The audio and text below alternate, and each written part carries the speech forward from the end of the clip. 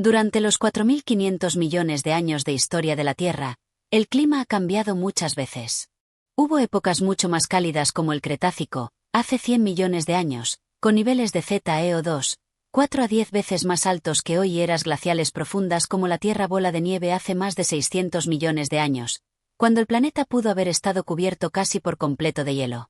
Estos cambios estaban impulsados por factores naturales como movimientos tectónicos que alteraban corrientes oceánicas y patrones atmosféricos, ciclos orbitales de Milankovitch, que afectan la cantidad de radiación solar que recibe la Tierra, impactos de asteroides, que podían oscurecer la atmósfera durante años. Hace unos 11.700 años comenzó el Holoceno, una era climáticamente estable tras la última glaciación. Esta estabilidad permitió el desarrollo de la agricultura, la expansión de poblaciones humanas, el florecimiento de civilizaciones complejas. Durante miles de años, las emisiones humanas de gases de efecto invernadero fueron mínimas, y el clima variaba lentamente por causas naturales. Aunque el impacto humano era pequeño, algunos científicos sostienen que prácticas como deforestación para agricultura, uso de fuego, cultivo de arroz, que libera metano, podrían haber modificado de forma ligera las concentraciones de ZeO2 ya desde hace 5.000 a 8.000 años. Esto es la hipótesis del Antropoceno temprano. A finales del siglo XVIII, la invención de máquinas a vapor y el uso masivo de carbón dieron comienzo a un cambio sin precedentes. El ZeO2 atmosférico pasó de unas 280 partes por millón en la era preindustrial a más de 300 partes por millón a mediados del siglo XX. La quema de combustibles fósiles, carbón, luego petróleo y gas, y la industrialización liberaron enormes cantidades de gases de efecto invernadero. Se produjo una aceleración en el crecimiento demográfico y en el consumo de energía.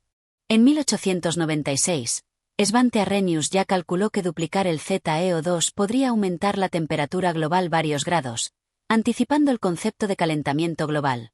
Siglo XX. 1930. Algunos meteorólogos observan un aumento ligero de temperaturas globales. 1958. Charles Keeling inicia mediciones sistemáticas de ZeO2 en Mauna Loa, la famosa curva de Keeling, que muestra un incremento sostenido año tras año. 1960-70.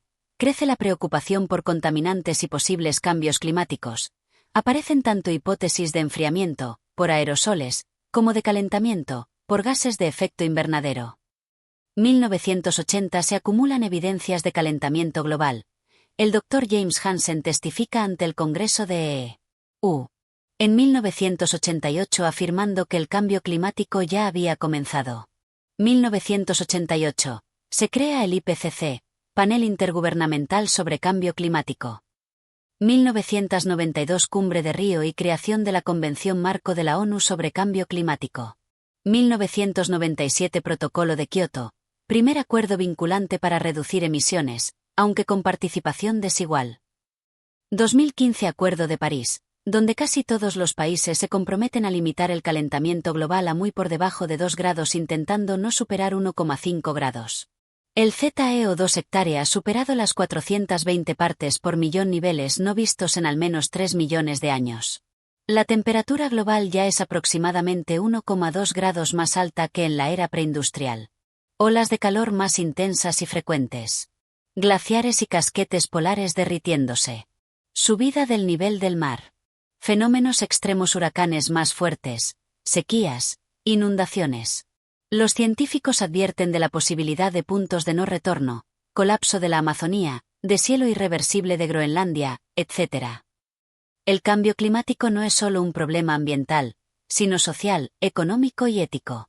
Las trayectorias posibles dependen de reducción rápida y profunda de emisiones, adaptación a los impactos inevitables, innovación tecnológica, energías limpias, captura de carbono, cambios culturales y políticos hacia la sostenibilidad.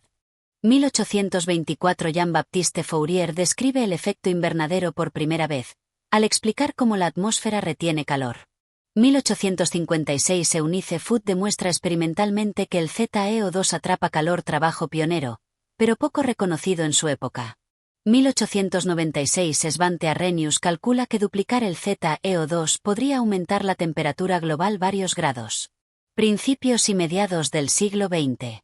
1938 Guy Callendar muestra datos que relacionan el aumento de ZeO2 con el calentamiento global observado.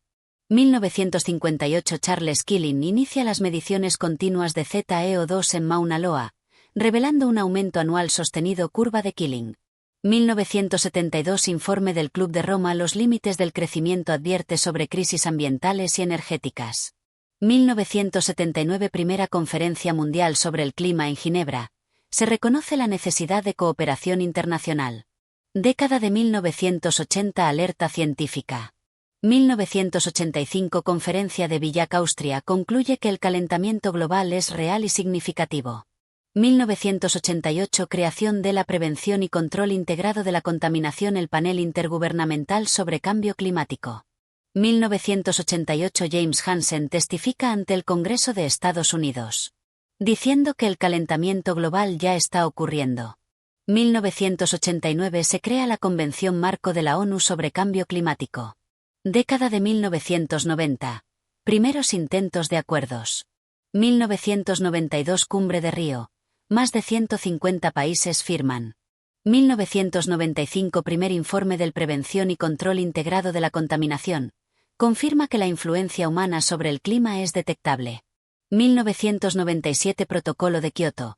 Compromiso legal de reducción de emisiones para países industrializados. 1998 Año más cálido registrado hasta entonces, influenciado por un fuerte fenómeno de El Niño. Década de 2000 La ciencia a la evidencia. 2001 Tercer informe de la Prevención y Control Integrado de la Contaminación. Declara que el calentamiento global es inequívoco. 2005 entra en vigor el Protocolo de Kioto. 2007 Cuarto informe de la Prevención y Control Integrada de la Contaminación. Gana el Premio Nobel de la Paz junto con Al Gore. 2009 Copenhague fracasa en lograr un acuerdo vinculante global.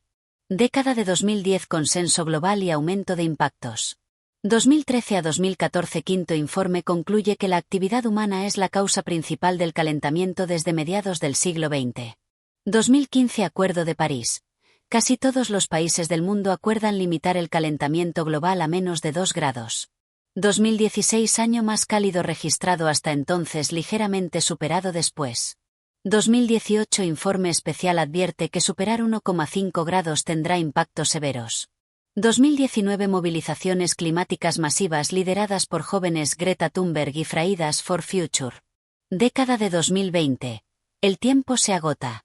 2020 La pandemia reduce temporalmente las emisiones, pero el ZeO2 sigue aumentando.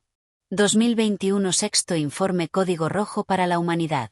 2022 a 2023 Eventos extremos récord. Olas de calor en Europa, mega inundaciones en Pakistán, incendios masivos en Canadá y Australia. 2023 El planeta vive el año más cálido desde que hay registros, superando en promedio 1,48 grados por encima de niveles preindustriales. ¿Dónde estamos ahora? 2025. El ZeO2 ronda 423 a 425, un nivel no visto en millones de años. Se intensifica el debate sobre justicia climática. Países menos responsables sufren más los impactos. Surgen tecnologías para captura directa de carbono, pero a escala aún insuficiente. Los científicos advierten que para cumplir el objetivo de París, las emisiones globales deben reducirse un 43% antes de 2030 respecto a 2019. Los científicos usan diferentes trayectorias de emisiones para modelar el futuro. Actualmente, se suelen llamar Shared Socio-Economic Pathways, que combinan la evolución de la economía y la tecnología, las políticas de reducción de emisiones, los cambios en uso de suelo y energía. Te los voy a resumir como 4 grandes caminos posibles, del más optimista al más peligroso. Temperatura, aumento máximo de 1,5 grados, límite de París, que implica emisiones globales reducidas un 43% para 2030 y a cero neto para 2050. Fenómenos extremos más frecuentes que en el pasado, pero manejables con adaptación. Ecosistemas y especies aún bajo presión, pero con más tiempo para recuperarse. Evitamos la mayoría de los puntos de no retorno. Transición energética masiva en 10 a 15 años. Protección y restauración de ecosistemas clave. Cambios culturales y de consumo globales. Temperatura, 1,7 a 2 grados de aumento. Más olas de calor mortales y sequías graves. Pérdida significativa de arrecifes de coral, 90%. Mayor migración climática, decenas de millones de personas desplazadas. Riesgo moderado de activar puntos de no retorno como el deshielo irreversible de Groenlandia. Aún es posible adaptarse en gran parte del planeta, aunque con costes altos. Calentamiento moderado alto. Temperatura, 2,7 a 3,2 grados C para 2100. Olas de calor que exceden la capacidad de supervivencia humana en zonas tropicales. Derretimiento importante de Groenlandia y la Antártida Occidental, subida del mar de 0,5 a 1 m este siglo, con tendencia a varios metros después. Colapso de ecosistemas clave como la Amazonía. Aumento de conflictos por recursos y migraciones masivas. Es un camino muy probable si las políticas actuales no se fortalecen. Inercia total, calentamiento extremo. Temperatura, 4 a 5 grados C. Zonas enteras del planeta serían inhabitables por calor y humedad extremos. Pérdida masiva de biodiversidad. Crisis alimentarias crónicas a escala global. Alteraciones profundas en patrones de monzones, corrientes oceánicas y ciclos hidrológicos. Riesgo de cascadas de puntos de no retorno que hagan el cambio irreversible durante miles de años. Equivalente. Un planeta radicalmente distinto al que conoció la civilización. Puntos de no retorno, tipping points, que podrían cambiarlo todo. En cualquier escenario, si ciertos procesos cruzan umbrales críticos, el clima podría cambiar más rápido de lo previsto. Deshielo de Groenlandia o la Antártida Occidental, subida irreversible del mar. Colapso de la circulación oceánica atlántica. Muerte masiva de la Amazonía. Liberación masiva de metano del permafrost. ¿Dónde vamos ahora mismo? Con las políticas actuales, las proyecciones indican 2,5 a 2,7 grados C de calentamiento para 2100. Esto es mejor que el camino extremo, pero muy lejos del objetivo de 1,5 grados. Pongámonos en contexto. Es verano en 2100. En la ciudad donde vives, hace calor, pero las olas de calor son raras y duran pocos días. Las casas tienen paneles solares en los techos y el transporte es eléctrico o funciona con hidrógeno. Los cultivos crecen bien gracias a la agricultura regenerativa y a sistemas de riego muy eficientes. Los corales están volviendo en algunas zonas y muchas especies se han salvado.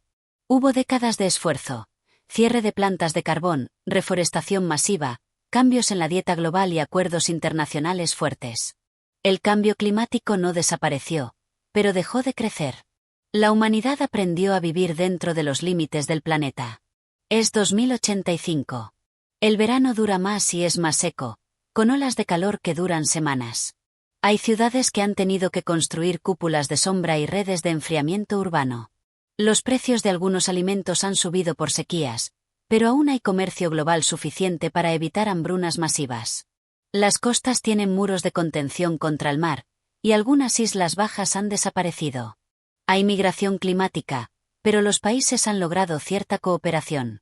Los niños estudian en aulas híbridas, mitad virtual, mitad presenciales en las horas menos calurosas. El mundo se adaptó, pero vive siempre pendiente del próximo evento extremo. Es 2070 y el termómetro marca 48 grados durante 5 días seguidos.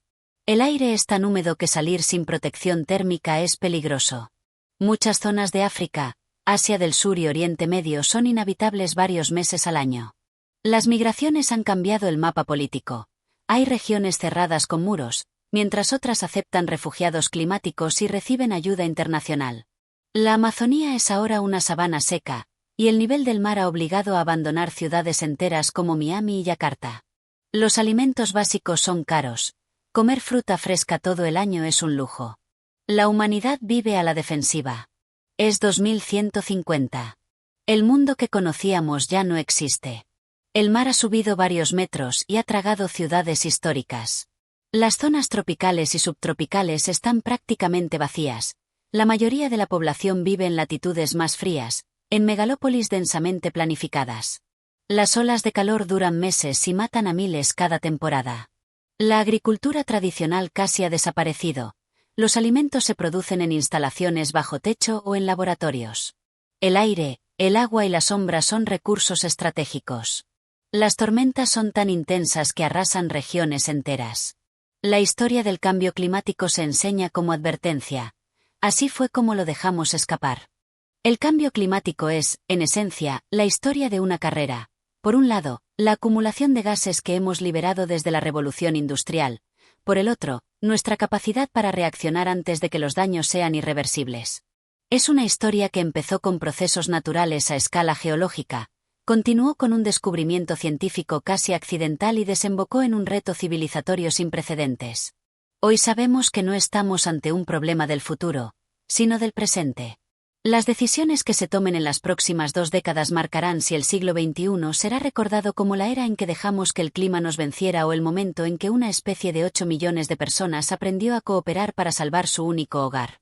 El cambio climático no es solo una gráfica de temperaturas, es la salud de los bosques, la seguridad de las cosechas, la memoria de los glaciares, la estabilidad de las ciudades costeras y la dignidad de quienes menos han contribuido al problema pero más lo sufrirán. La historia sigue abierta. Y el último capítulo, el más importante, todavía no está escrito. Somos, a la vez, protagonistas y autores. El final dependerá de qué tipo de historia decidamos contarle al futuro.